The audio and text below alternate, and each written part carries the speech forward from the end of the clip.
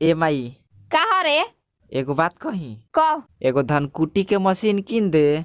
सब लइका मोबाइल आ मोटरसाइकिल किने कहतरन सन। आ हिंगा धनकुट्टी के मशीन चाहिए। रे चल घरे चल। हम ना जाम, हमेशा मारे मारे कोइले रहेला। आज का करे होइला हो? आज फिर तुमके प्यार आया है, आज फिर तुम पे प्यार। प्यासा कौआ था, पानी नहीं मिला। कमलेश। Yes ma'am. अच्छा ये बताओ, तुम पढ़ लिख कर क्या होना चाहते हो? मैं वायरल होना चाहता हूँ।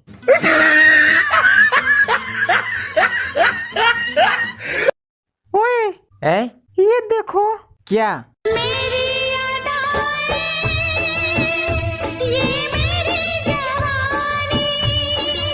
का भगवान अभी हो सब दिखावे के पड़ता।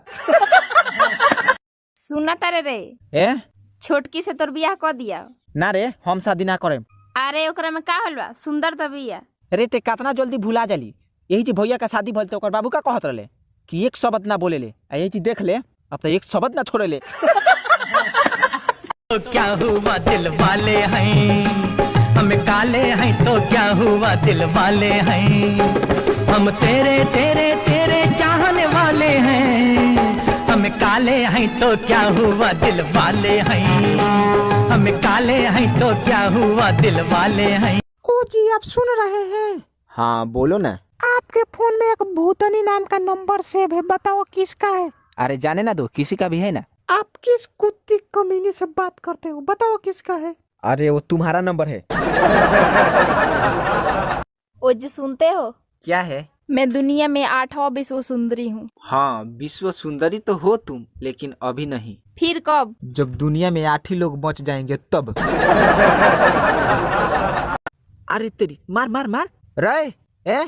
तोर परीक्षा आ गइल आ दिन भर ते मोबाइल चलावत तारी, का लिखबे? कभी खुशियों की सरगम लिखेंगे, कभी आंखों का पानी लिखेंगे। ना हमार बाबू ठीक बा, तू यही पढ़।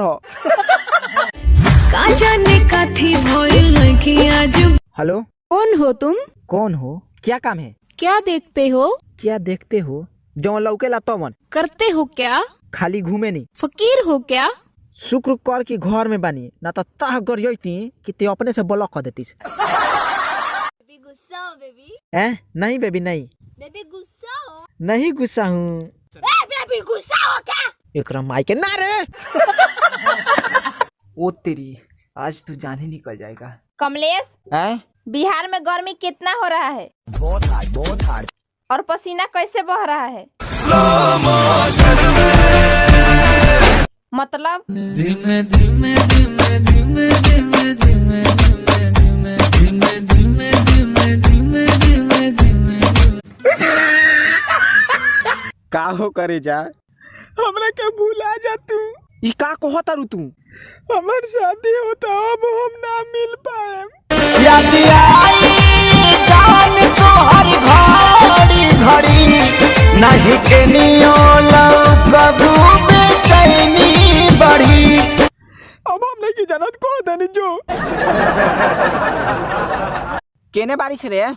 का हो? 2 दिन फुआ के यहाँ रह गनी तो पूरा एमे को के गांव में जोड़ दली। ए नाती तेरा बारे में के नहीं के जानत।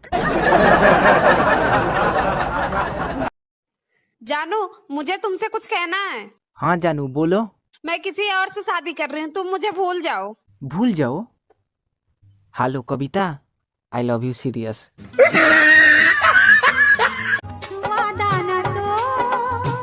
हेलो अभी कौन ड्रामा हो रे? ड्रामा लागत है। अरे तो ते रोवत काहे बारी? लागे कोई दी घाटाई दे बड़बा, जेसीबी से कोड़ी दी जवानी रोचऊ। अच्छा तो अब माटी कोड़ल छोड़ के जवानी कोड़े लागल। हेलो जानू, आप लौट आइए ना। केंगो चलाई 3 साल के एने ना आई दी हो सो। तेरा करो दिन दिन दिन के इंतजार आजा पिया आई बहार। हम आवत कहे रानी, तू इले तो चढ़ा के भेज दले लगी जब विदेश कमाए। गर्मियों में औरतें चाहे जितना भी नींबू पानी छाछ जलजीरा लस्सी पी ले, कलेजे में ठंडक तो मायके जाने के बाद ही मिलेगी।